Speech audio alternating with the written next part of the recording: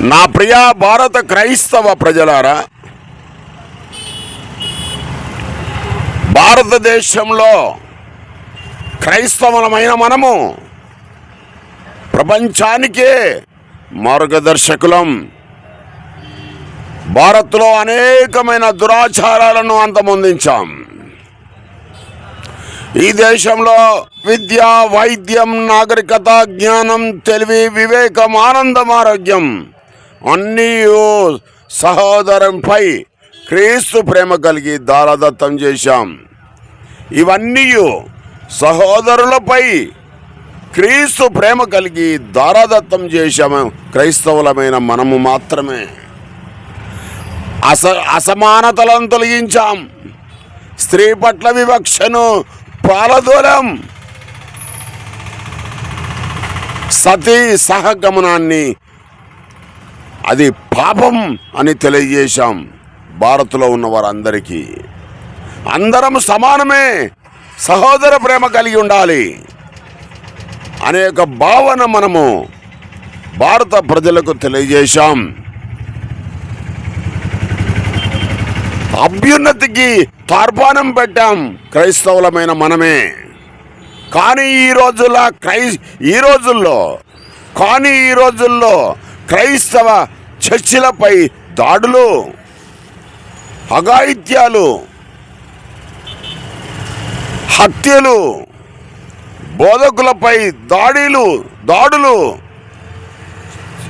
చర్చిలు కూల్చివేతలు, ఏకంగా మణిపూర్ లాంటి రాష్ట్రంలో నగ్నంగా అమ్మాయిలను వివస్త్రులుగా చేసి క్రైస్తవ యువతులను నగ్నంగా పాడు చేసి ప్రదర్శన చేశారు.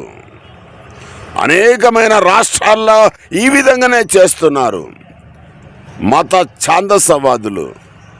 వారికి శిక్ష దేవుని వద్ద ఉంటుంది. కానీ మనం అందరము ఐక్యంగా ఉండి శత్రువైన బీజేపీతో పోరాడి వాడి గవర్నమెంట్ను దింపేద్దాం. నడుము కట్టుకొని ప్రతి ఒక్కరూ విలియం కేరీలాగా మారండి. క్రైస్తవులకు రవికుమార్ పిలుపు.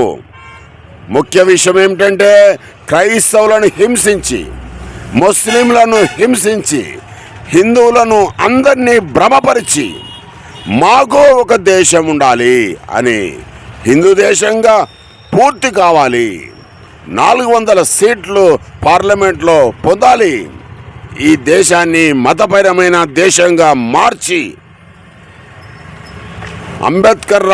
డాక్టర్ బిఆర్ అంబేద్కర్ రాసిన రాజ్యాంగాన్ని తీసివేసి దాని స్థానంలో మనుధర్మశాస్త్రాన్ని పెట్టాలని కుట్రలు చేస్తున్నారు. ఆర్ఎస్ఎస్ దాని అనుబంధ సంస్థ. బీజేపీ వాడి ఆర్య సంస్కృతితో అందరి మీద రుద్ది భారత్లో ఒకే భాష ఉండాలి, ఆ భాష హిందీ భాష, ఆ భాషతో వాడి సంస్కృతిని తీసుకొద్దామని చూస్తున్నారు. ప్రియమైన దేవుని బిడ్డలారా, వాడి ఆటలు మనము కట్టివేద్దాం. క్రైస్తవులమంతా కూడా నడుము కట్టుకొని ఏకతాటిగా దేవుడిచ్చిన జ్ఞానం చేత వాడి యొక్క దురహంకారాన్ని అణిచివేద్దాం. ప్రజాస్వామ్యాన్ని కాపాడదాం. సహోదర ప్రేమను నిలుపుదాం. ఈ మాటలు విన్న మీరందరు ధనియులు కలిసికట్టుగా రండి, ఐక్యంగా పోరాడదాం. పోరాడితే పోయేదేమీ లేదు, బానిస సంఖ్యలు తప్ప.